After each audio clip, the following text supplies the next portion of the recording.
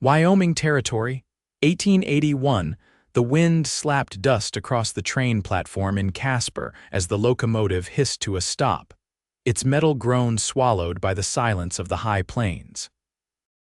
Tamar Zeller stepped down with a single worn carpetbag in her hand and hope in her chest so fragile it felt like it might shatter with the next gust of wind. She had nothing left in Chicago. Nothing but a crumpled letter from a man named Silas Harlow in Wyoming Territory and a promise written in neat, careful ink.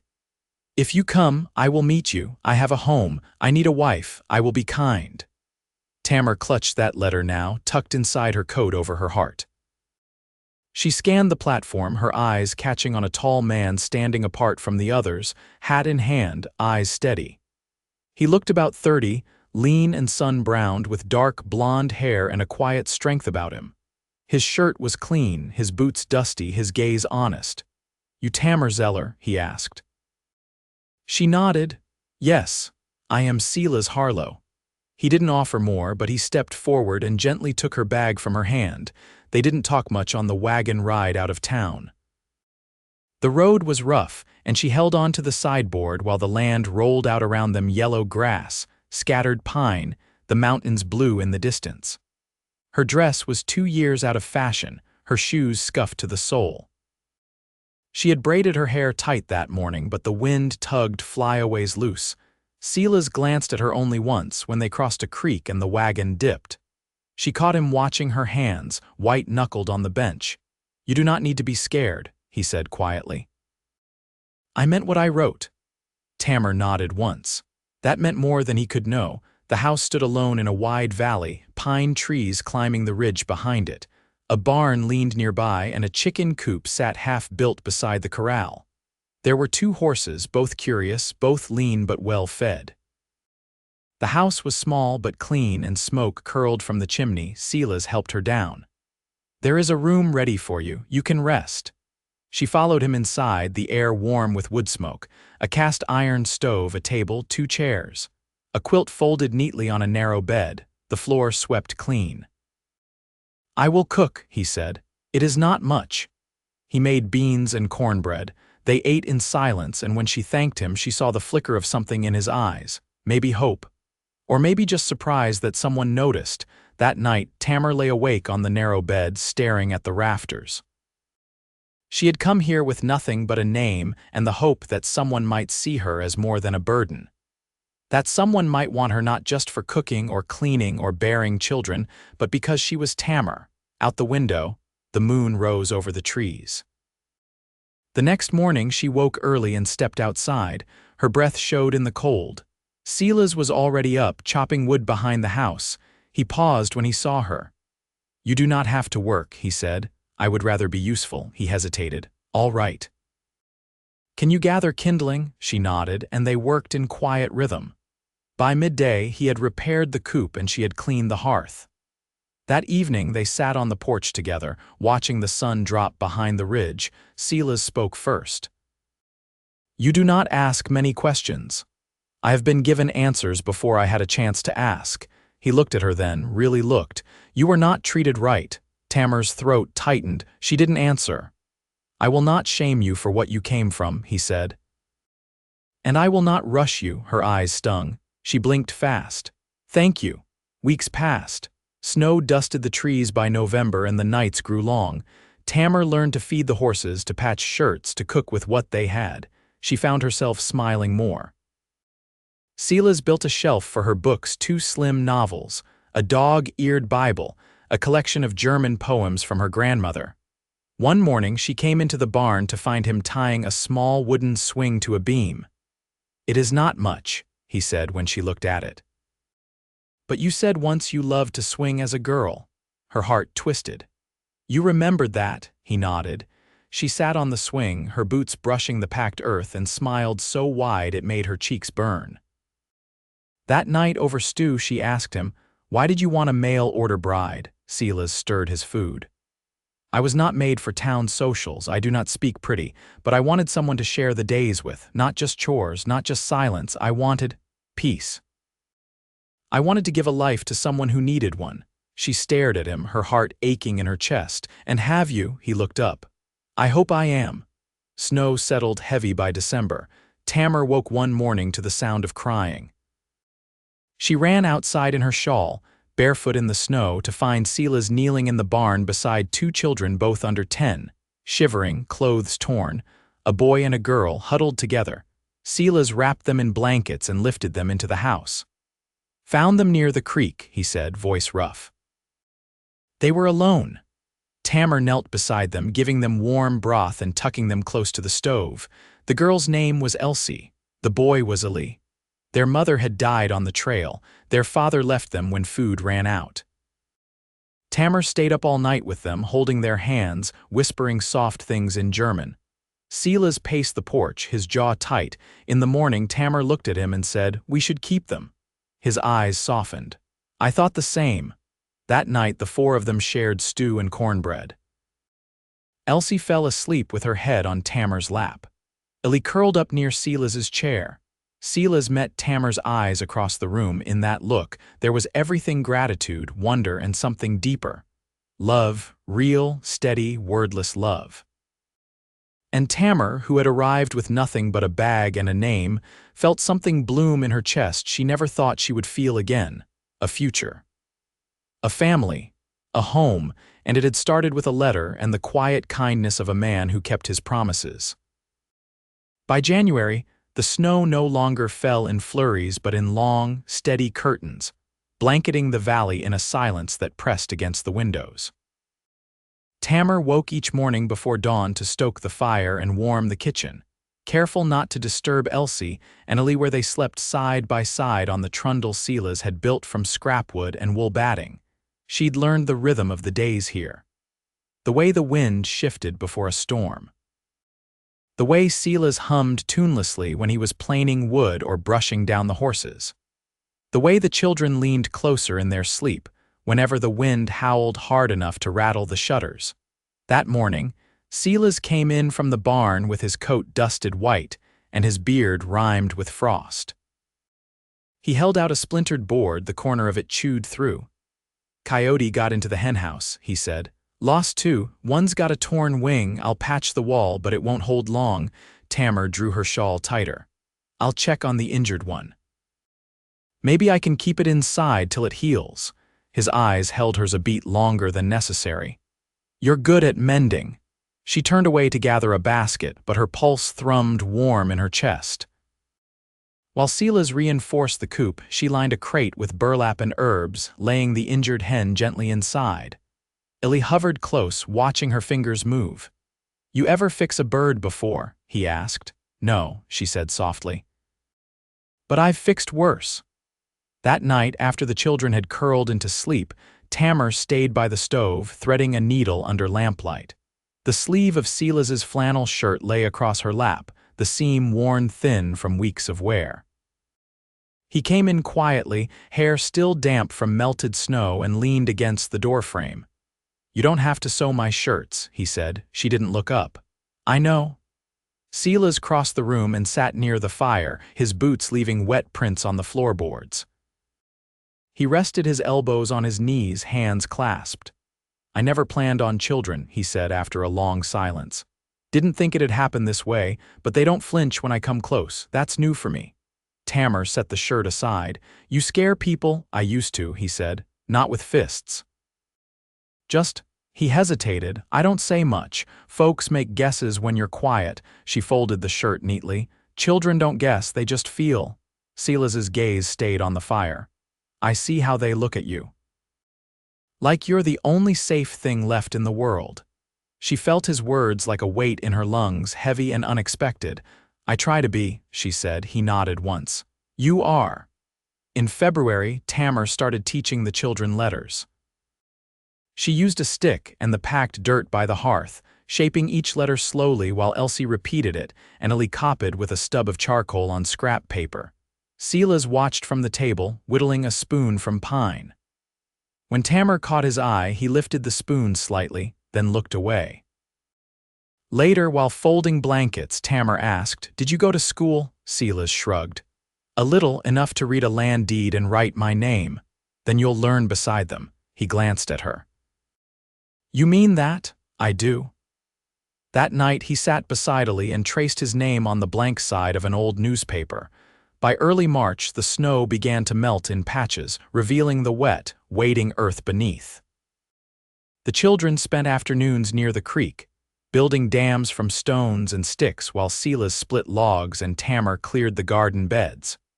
One evening, as the sky burned low over the ridge, Silas returned from town with bolts of muslin and a small tin of peppermint pastils. "For you," he said, placing the tin in her hand. She opened it slowly, the scent sharp and bright. "I haven't tasted peppermint since I was 14, she said. He studied her. "You looked tired last week." Thought maybe this'd help. It wasn't the sweets that made her throat tighten, but the fact that he'd noticed.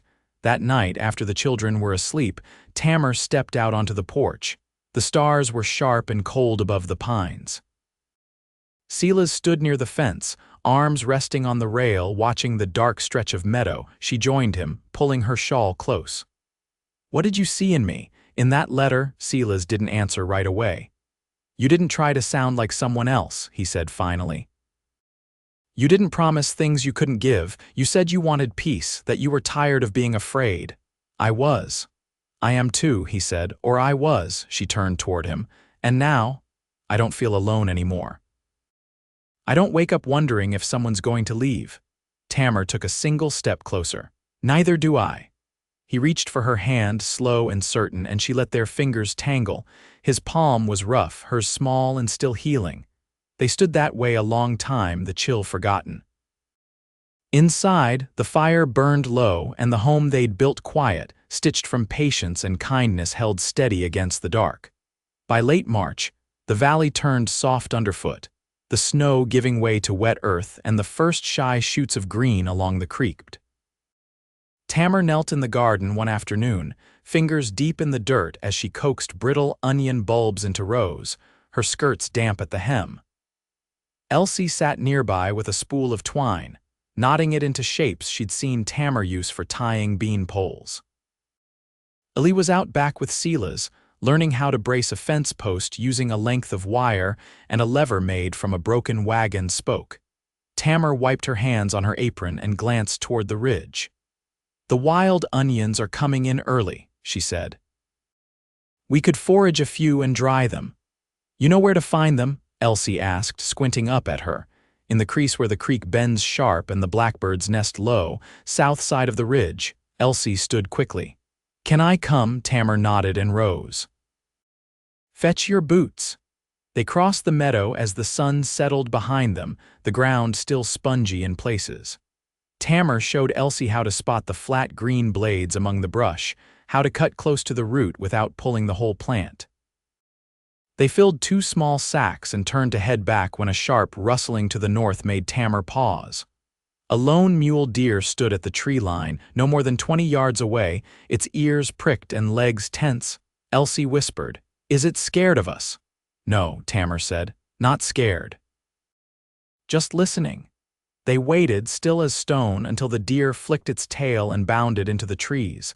Tamar released the breath she hadn't realized she was holding. She reached out and took Elsie's hand.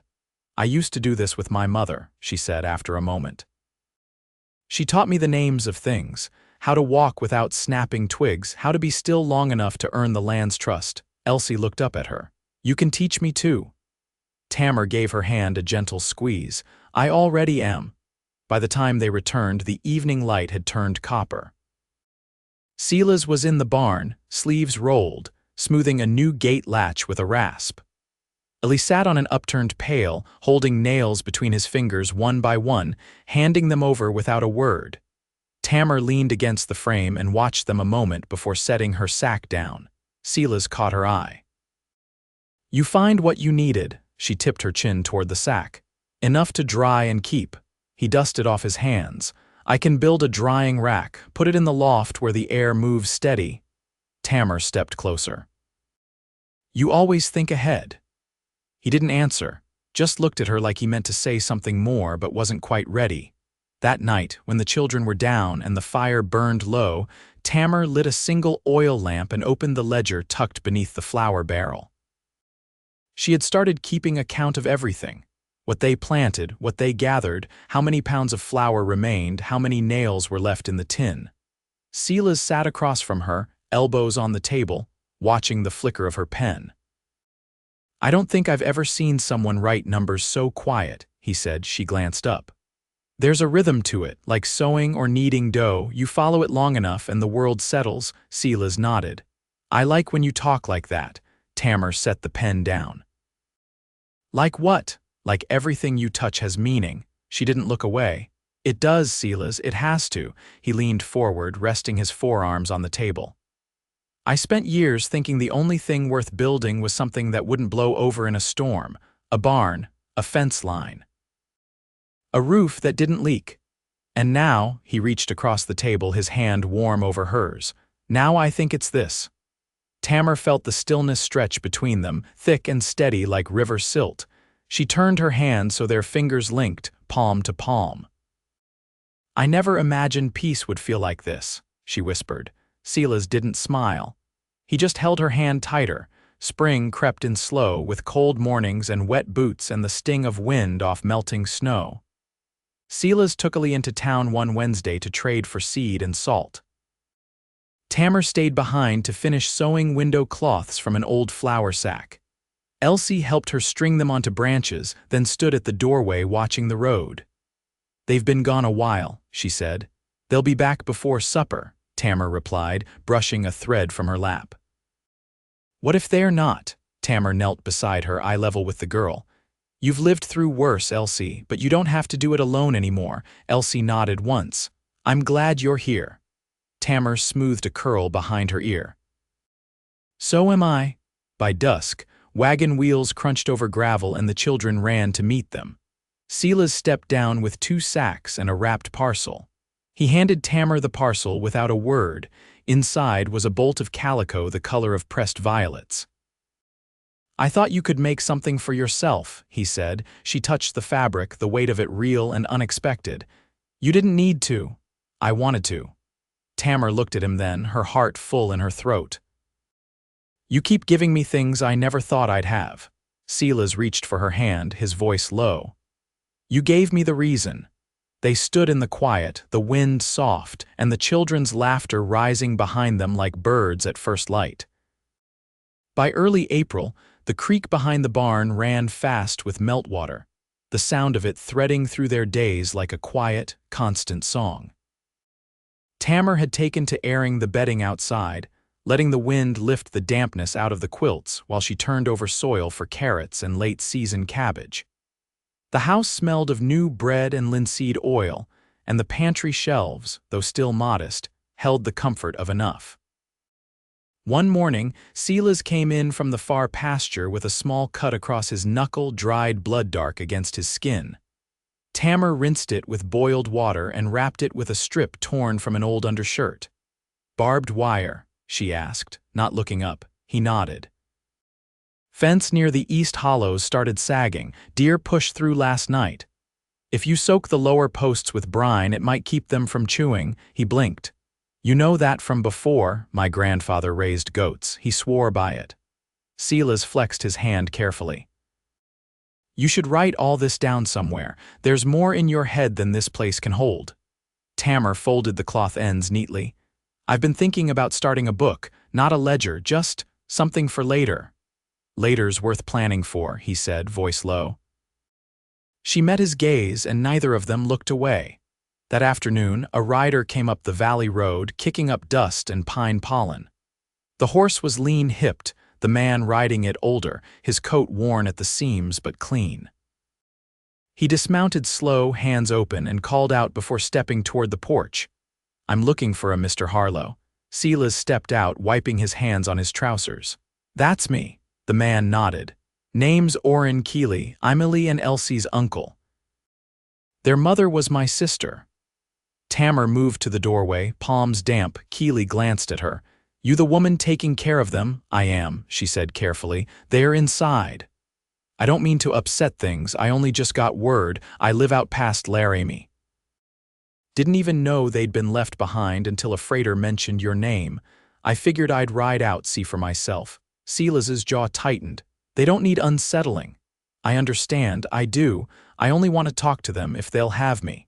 Tamar stepped out onto the porch. They've had enough taken from them without another thing being decided over their heads. Keely nodded slowly. Then let them choose. They brought the children out after supper when the light was long and low. Keely sat on the edge of the porch, hands folded, and told them stories about their mother as a girl, how she once stole a pie from a windowsill and hid it in the hayloft, how she taught herself to fish with a safety pin and twine. Ellie listened without blinking. Elsie curled against Tamar, her fingers fisted in the folds of her skirt. When Keely stood to leave, he didn't press. If they want to come, I've got a small place, nothing grand, but there's room. Ellie looked up at Silas, then at Tamar. Do you want us to go? Silas crouched beside him. That's not mine to answer. Tamar knelt and brushed a curl from Elsie's cheek.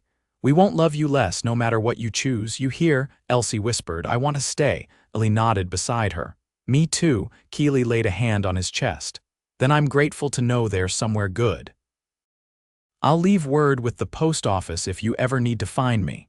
He rode off at dusk, his shape shrinking to a shadow against the ridge. Later, over the washbasin, Tamar passed a towel to Silas. You didn't ask me what I wanted, she said. I didn't have to. She turned toward him, fingers still damp. I would have chosen to keep them too. He nodded, then reached for her wrist. You've made this house something I never had growing up, something that doesn't vanish when the wind changes. Tamar looked down at his hand. You made room for me before you even knew my voice. I was waiting for it, he said. Didn't know it until I heard it. Outside, the wind picked up, rustling the budding branches near the window. Tamar leaned into him, her forehead resting against his collarbone, and felt his arms gather around her slow and certain. In the morning, the children would scatter seed over the garden rows, and Silas would ride into town for nails and lamp oil. Tamar would stay behind to boil lye for soap and draft the first page of her book about a ridge in Wyoming, and a house that stood, because two people who had been broken once found something whole in each other, and none of it would be a dream. By late April, the days stretched longer, and the hush of snowmelt gave way to birdsong and the hum of bees near the porch rail.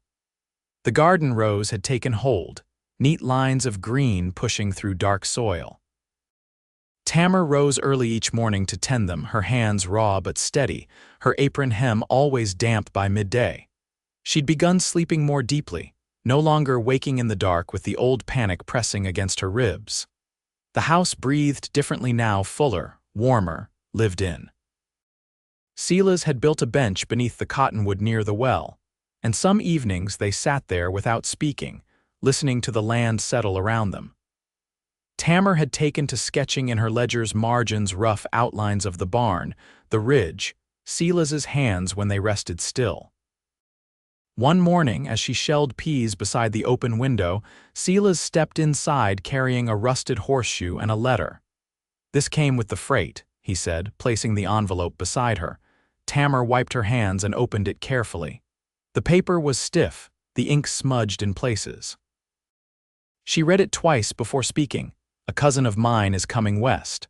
Her husband's taken a post near Cheyenne. She asked if we might receive her for a day or two if they pass through.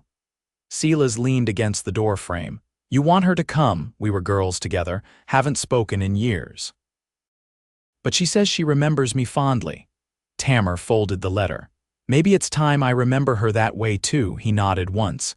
We can make space. The cousin Clara arrived the following week, her skirts too fine for the road, her voice clipped and precise. She stepped from the wagon with a quick tilt of her chin and a look that swept the house, the garden, the children. You've made something of this, she said, her tone unreadable. Tamar offered a small smile. It's more than I ever had before. Clara stayed 2 nights. She watched quietly as Tamar taught Elsie to braid onions for storage, as Silas showed Ellie how to wrap a leather rein. On the second evening, Clara joined Tamar at the washbasin, drying the last of the plates. I never saw you as someone who would come west, Clara said, softening her voice. You used to read for hours and say nothing at all.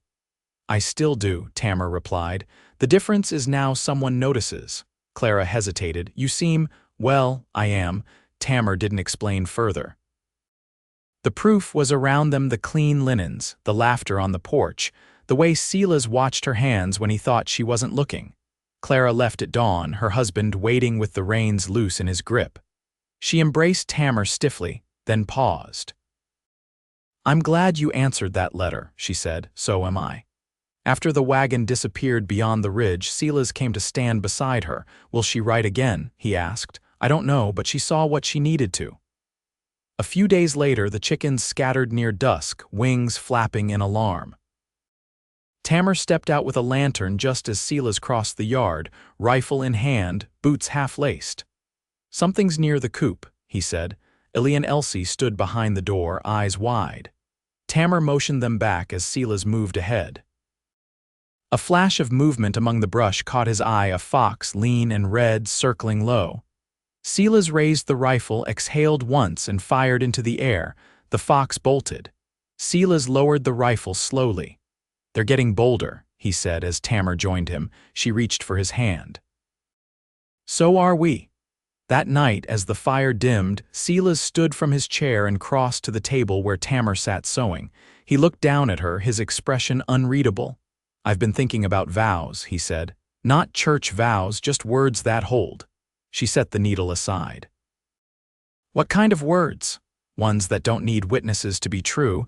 He knelt beside her, resting one hand on her knee. I will grow old beside you, he said. I will raise these children with you. I will build what you dream, and I will carry what you can't. Tamar reached for his face, her touch feather light. I will keep your quiet safe, she whispered. I will make this house a place you never want to leave. I will love you steady, even when the days are hard. They stayed there a long time, forehead to forehead, the fire casting gold across the floor. In the spring that followed, Silas built a second room onto the house. Tamar planted wildflowers along the path to the well. Elsie learned to stitch a clean hem, and Ellie carved his first spoon from the limb of a fallen birch. They spoke of nothing grand, no dreams of cities or riches, but each evening they gathered around the table and gave thanks for the day. They did not marry in a church. There was no preacher, no rings. But one soft morning in May, as the sun rose over the ridge, Tamar and Silas stood beneath the cottonwood, with Ellie and Elsie holding wildflowers in their hands, and said those same quiet promises again. And that was enough. They lived on that land for the rest of their days. The house grew in small ways, a shelf added here, a window widened there. Tamar's book filled slowly, her careful hand recording harvests, weather, and the way Silas's beard turned silver at the edges. When the children were grown and gone, they still rose early. Tamar would sit in the doorway with her cup of chicory, watching Silas in the pasture, steady as ever. She would smile, and he would always look up, as if he'd been waiting just for that. And in all the years that passed, they never once forgot what it meant to be chosen, not for usefulness or duty or need, but for love. Quiet, unshakable, earned love. They had peace. They had each other, and it was more than enough.